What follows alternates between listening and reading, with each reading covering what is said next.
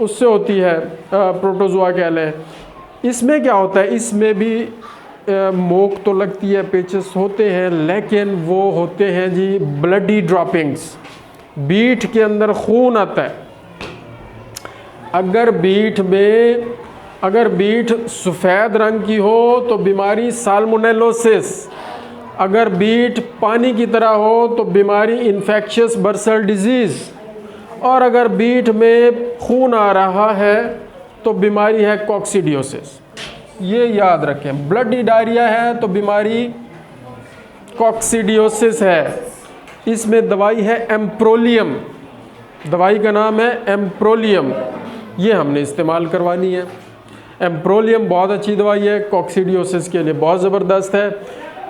उसकी बीट के बारे में हम ज़रूर पूछते हैं, जब भी कोई परिंदा, कोई मुर्गी, कोई इस तरह का आता है हमारे पास, हम